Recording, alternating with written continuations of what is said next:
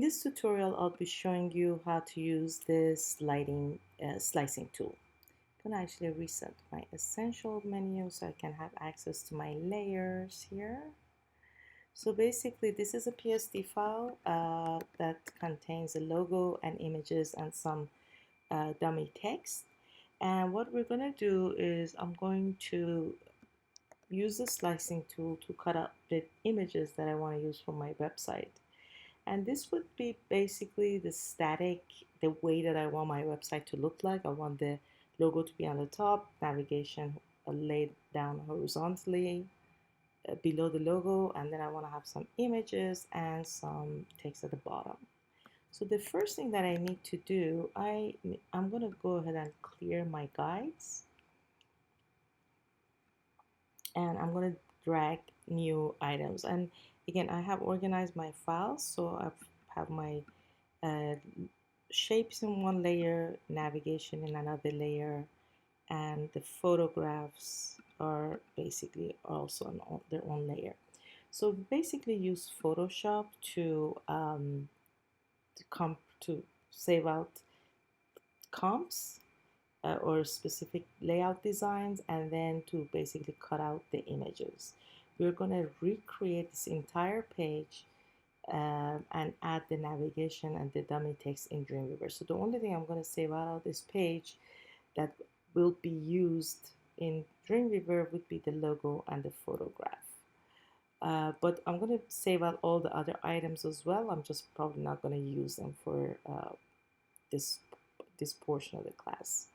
So I'm going to go ahead and actually make this a little bigger, just a little bit bigger. And I'm going to activate my ruler, Command R for ruler. And again, you'll see that the ruler is set to inches, which is not what I want. Basically, anytime you work for web, you need to have your ruler set to pixels, and your color space should be RGB. So I'm going to go ahead and actually change my workspace to graphic and web. And as soon as I do that, let's see here. Some of the option changes based on my settings. However, my ruler didn't change. So if that doesn't change to pixel, you want to click on the ruler and just change it from here. Control click or right click and change to pixel, and now you can see that the measurement unit is changed to pixels. So basically, I'm going to go ahead and drag some guides, and the slicing tool is located under the crop tool, so you can click C or Shift C to access the slicing tool and the slice modification tool. So the first icon, which looks like an exact knife, is basically how you create your slices. The second one that has the little arrow on top of it is how if you need to move your slices and modify them. So this is a slice modification tool, and the first one is how you actually create the slices. So you want to make sure you're on that palette, and you're going to want to go ahead and drag your guys and make sure you don't cut into the images, like just put it right below it.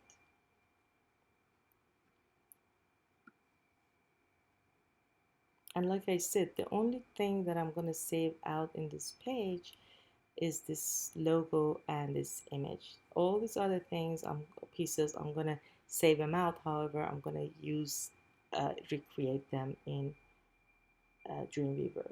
Again, this is the comp that you probably want to show your client, and this part I left empty because I will be adding other component to it in Dreamweaver.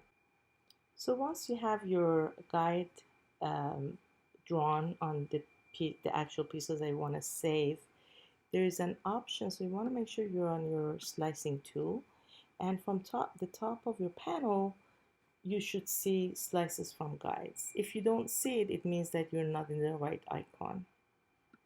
So once I click that, automatically I'll get these guides transform into this boxes of each one of these pieces becomes an individual image. And you see these blue icons that I have these numbers, which means that each is number 1 slice, number 2, number 3, and number 4. And if, let's say, I don't want this white background to, if I want to move this up, I would need to change this to slice selection tool and click on the actual piece and simply move that up.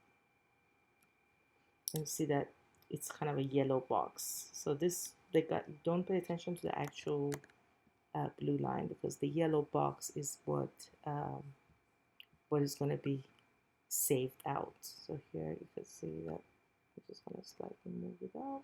There we go. So once you do that, I'm going to go ahead and choose File,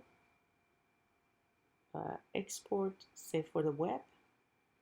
And if you have like a graphic logo from Illustrator, it's best to save it either as a GIF or PNG24. The PNG24 allows you to bring this piece without a background, so you can choose no transparency. But right now I'm just going to leave that as PNG24. This part I'm not going to worry about, because like I said, I'm going to save it, recreate it in Dreamweaver. And so the graphic items from Illustrator, again, you save it as a GIF or PNG24, and the photographs should always be saved as JPEG. And you want to make sure the setting is as high as possible. And if you look here, if I click on the 2 up option, you'll see that it gives you specification that the original was over 1.5 megabytes, and the compressed version is now only 80 kilobytes. So that's very important, because you want to make sure that your pictures are really basic, they look good and are high quality and are not pixelated, yet you want to make sure it's not huge. So again, the original basically would show the original picture and the size. The optimize would choose whatever setting you have here, and it'll basically shows you the compressed version. And the 2 up shows you the compares the original with the compressed. And of course we have the 4 up, which I usually never use. So I'm going to go back to the my optimized page, and I'm going to go ahead and double click on the first slice, and it's called user01. You want to keep the name and add logo. The second one, I'm not going to really worry about it, because I'm basically not going to use it. However, I'm just going to name them so I know what is navigation, what each one of these layers is. But again, remember, we're going to recreate that in Dreamweaver. Double click the photo. I'm going to just say keep the number, photo 1, and keep the name simple. And the bottom for dummy text, again, I'm not going to be using that.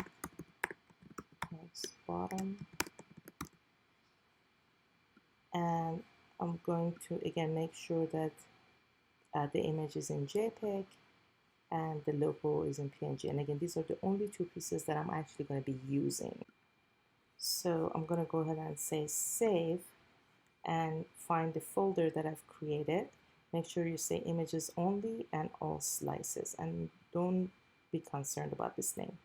Go ahead and say save. Once you save it, you'll see that Photoshop already creates an images folder for me based on the slices that I have created, and each one of those slices become their own individual photographs or images. So this is the image of the text, this is the image of the artwork or the photo, and this is the image of the logo.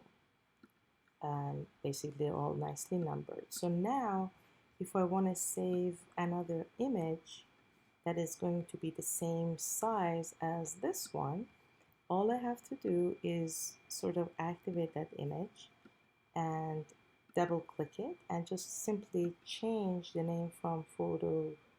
uh, you want to keep the number 3 slice, the name of the slice the same, but you just change the name of the image. So from photo 1, I'm going to change it to photo 2, file, um, uh, save for the web, and you'll see that again. I'm just going to save it, and this time I'm going to just say just images only, and just save the selected slices because I already have all the other pictures.